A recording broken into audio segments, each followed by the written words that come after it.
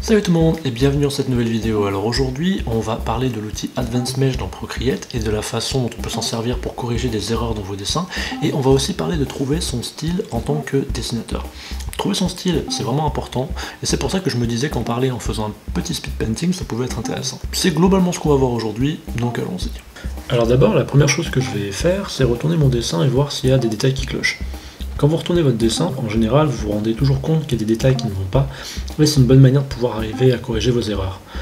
Donc là, on peut voir par exemple que le personnage est assez en biais, et donc on va sélectionner la partie du dessin que je veux modifier ensuite. Je vais cliquer sur la petite flèche en haut à gauche, qui est l'outil sélection. Ensuite, vous avez un menu qui s'affiche en bas de l'écran. Je vais dans la dernière case qui s'appelle Warp, et je clique sur la première icône qui s'appelle Advanced Mesh. Là, vous avez un quadrillage qui apparaît sur la zone que j'ai sélectionnée, et vous pouvez voir dans ce quadrillage qu'il y a des petits points bleus, et en bougeant ces points bleus, tout ce que vous allez faire, c'est déplacer votre ligne, la déformer, et ici en l'occurrence, je vais me servir de cette déformation pour modifier la ligne de mon dessin, la reconstruire, pour pouvoir repositionner des éléments qui sont mal dessinés.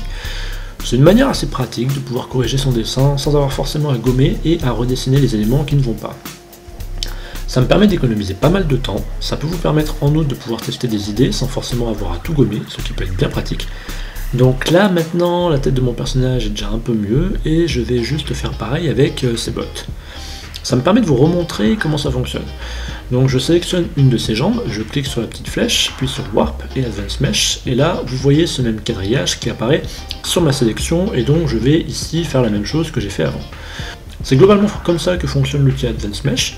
Il n'y a pas vraiment grand chose de compliqué à comprendre, hein. C'est juste un outil qui vous permet d'arriver à faire de meilleurs dessins. Ici, je me sers notamment de cet outil pour pouvoir arriver à placer la ligne que je veux, pour pouvoir ensuite rendre plus simple et plus rapide le tracé de ma ligne finale.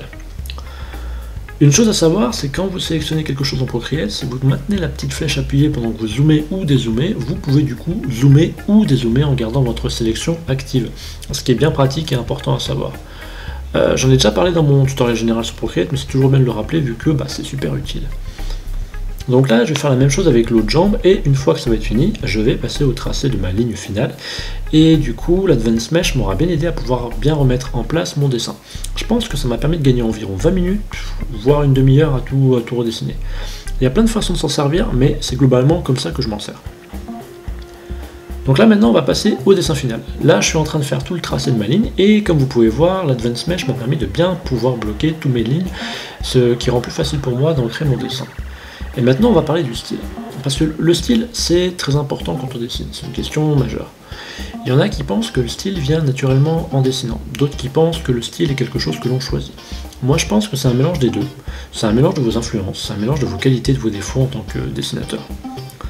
Moi je sais qu'en ce moment mon style de base c'est un style semi-réaliste, c'est pas un style ultra réaliste parce que ça m'intéresse pas, mais j'ai un style semi-réaliste. Et ce style semi-réaliste prend du temps à être mis en place, tout simplement parce que, par exemple, si je veux faire une page de BD, en moyenne, une page de BD, ça me prend, avec mon style actuel, entre 5 et 15 heures pour la dessiner, ça dépend de mes cases.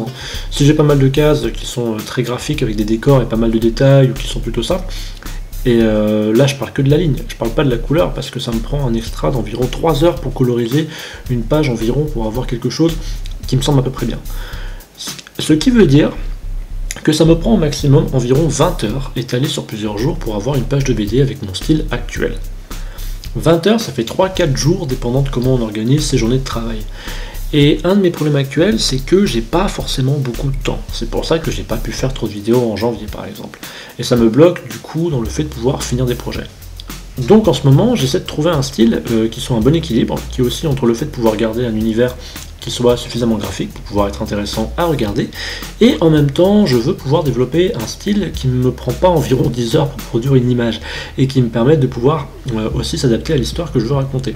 Parce que le style de dessin joue énormément dans la façon dont les gens prennent le message de vos dessins. C'est en ce moment le challenge que j'ai en tant qu'illustrateur, et notamment aujourd'hui c'est pour ça que je fais cette illustration, pour pouvoir tester des petites idées.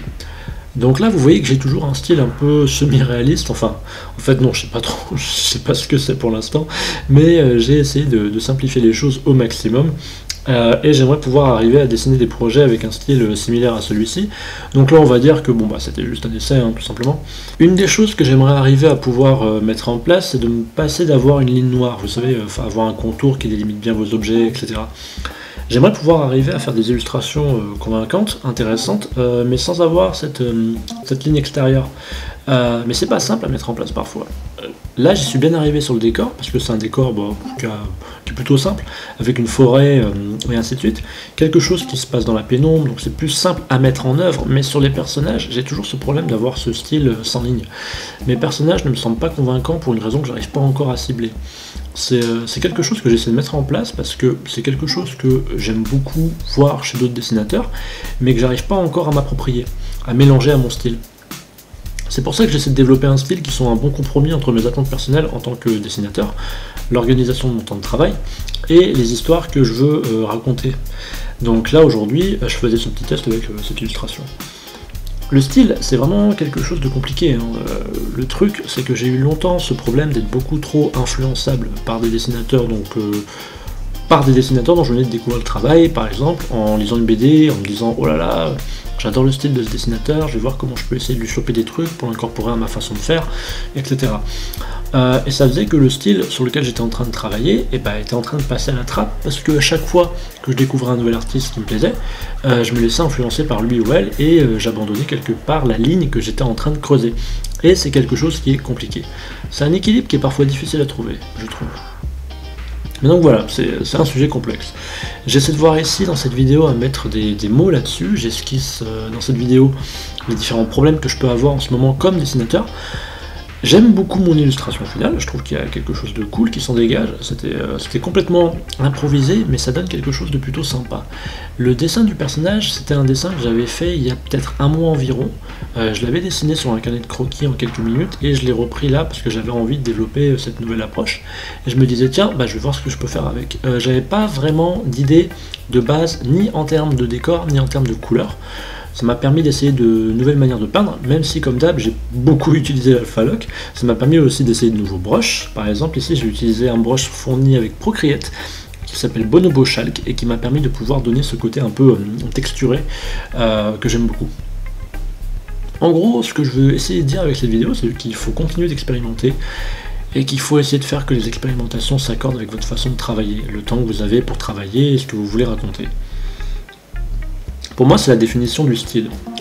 Pour moi, c'est ça la définition du style. C'est de trouver le bon équilibre entre ces différents éléments pour pouvoir permettre de pouvoir continuer à dessiner des choses qui vous plaisent et qui ont un sens pour vous narrativement parlant. Donc voilà, c'est tout pour aujourd'hui. J'espère que ça vous a plu et que ça vous a été utile. N'hésitez pas à mettre un pouce bleu et à vous abonner à ma chaîne si ce n'est pas déjà fait. Quant à moi, je vous remercie d'avoir regardé cette vidéo. Je vous retrouve bientôt. Et d'ici là, n'oubliez pas, prenez le temps de créer.